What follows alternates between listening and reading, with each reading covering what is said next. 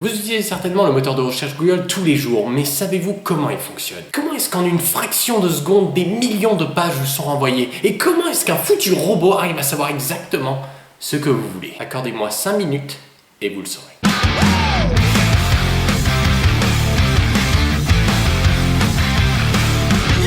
Savez-vous déjà l'origine du nom Google? Eh bien, ça provient du terme mathématique anglais Google, ou bien Gogol en français. Et maintenant écoutez bien ce que j'ai à vous dire parce que cette information valait 1 million d'euros à qui veut gagner des millions. C'est le terme qui désigne le nombre 10 puissance 100, soit un 1 avec 100 zéros derrière. Bon, vous l'aurez compris, c'est un nombre immense, surtout quand on sait qu'en comparaison, il y a seulement 10 puissance 80 particules dans l'univers. Environ.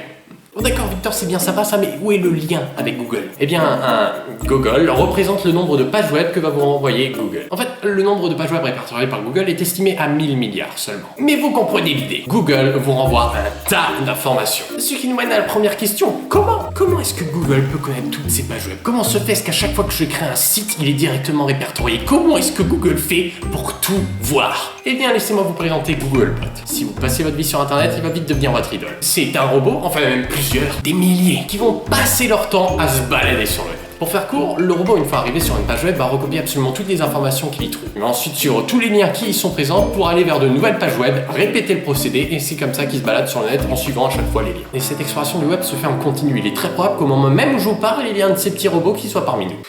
Grosso modo, plus votre site est actif, plus les petits robots feront des passages, et plus il y a de liens extérieurs vers votre page, plus vite elle sera référencée. Mais pourquoi recenser les sites déjà répertoriés, Victor? Eh bien, toutes les modifications, les nouveaux articles doivent être pris en compte dans notre base de données. Toutes ces pages web et leurs données sont ensuite stockées dans des milliers de serveurs qui se trouvent dans les centres de données de Google. Il y en a 8 au total un petit peu partout dans le monde, et grosso modo, ce sont des salles gigantesques, vachement bien sécurisées, avec des tonnes et des tonnes de machines à l'intérieur. Quand on ira en soirée dans le futur, c'est impressionnant. Et c'est donc ça qui constitue la base de données de Google dans lesquelles seront faites vos recherches. Ce qui signifie que vos recherches ne sont pas faites sur tout Internet, mais une partie du web. Effectivement, vous pouvez très bien demander au Googlebot de ne pas répertorier une page en ajoutant ça à sa balise. Ici, vous dites par exemple « Cher robot, n'indexez rien et ne suivez pas les liens ». Et si vous voulez carrément que votre site ne soit même pas parcouru par les robots, vous avez juste à ajouter à la racine de celui-ci un petit fichier texte robot. Les bots liront toujours en priorité ce fichier et vous pouvez leur demander de ne prendre aucune information de votre site. Ce système permet d'assurer que personne ne trouve vos données confidentielles avec une simple petite recherche internet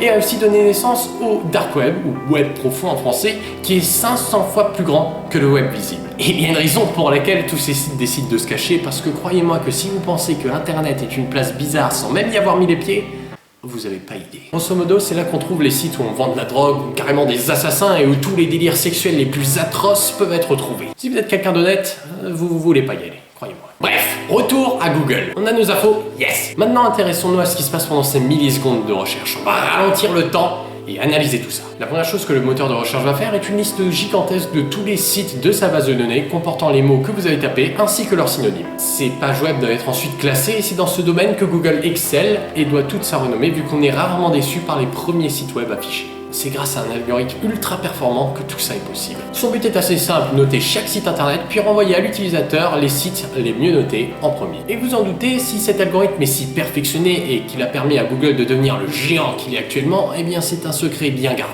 Cependant, on sait quand même un petit peu comment ça marche. La plupart des moteurs de recherche habituels se basent simplement sur le nombre de fois que vos mots-clés apparaissent sur un site. Google va beaucoup plus loin. En effet, plus de 200 tests sont effectués et contribuent à la note attribuée au site. Est-ce que tous les mots-clés apparaissent sur la page? Sont-ils proches les uns des autres? Est-ce que les mots-clés se trouvent dans le titre même du site ou simplement dans un paragraphe un petit peu plus long? Mais là où Google fait vraiment fort, c'est qu'il pense un petit peu comme nous. Il va regarder par exemple si les mots-clés apparaissent dans les 600 premiers pixels visibles. Car avouons-le, personne n'aime lire un gros pavé pour enfin pouvoir trouver ce qui nous intéresse vraiment. Il va ensuite regarder si le site est assez rapide ou si simplement il y a des erreurs. Croyez-moi que si Googlebot trouve une erreur sur votre site, ça va vraiment pas lui plaire. Mais l'un des plus gros facteurs, c'est est-ce que votre page est réputée. D'ailleurs, pour en décider, Google utilise le fameux algorithme PageRank. Au début, pour savoir si une page était importante ou non, on comptait simplement le nombre de liens extérieurs qui menaient vers celle-ci. Et c'est bien connu, s'il y a une brèche dans un système, les gens vont l'exploiter. Et Google s'est vite rendu compte que certaines personnes créaient des pages inintéressantes, remplies de liens menant vers d'autres sites juste pour booster leur réputation. Car effectivement, la réputation est vraiment importante. Je veux dire, c'est pas pour rien que Wikipédia est toujours en haut de la recherche. Du coup, ils ont dû changer d'approche. Chaque lien menant vers votre page vous accorde un point. Ce point va ensuite diviser par par le nombre de liens présents sur la page qui vous a cité. Car plus un site émet des liens à gauche à droite, moins ce sera intéressant. Ensuite, cette fraction va finalement être multipliée par la réputation de la page qui vous a cité. Vous faites la somme avec tous les liens et boum, vous avez votre réputation. Pour ceux qui n'aiment pas trop les maths, en gros, votre réputation sera d'autant plus importante que des pages web importantes ne générant pas beaucoup de liens vous citent vous. Et c'est grâce à tous ces tests que votre page web sera plus ou moins bien notée. La meilleure note détermine qui sera en haut de la recherche. Et voilà, la prochaine fois que vous ferez une petite recherche sur internet, vous penserez à ma vidéo. Et puis si vous en voulez plus d'ailleurs de vidéos, n'hésitez pas à vous abonner. C'était VDev, j'espère que ça vous a servi. Bye bye bye bye bye bye.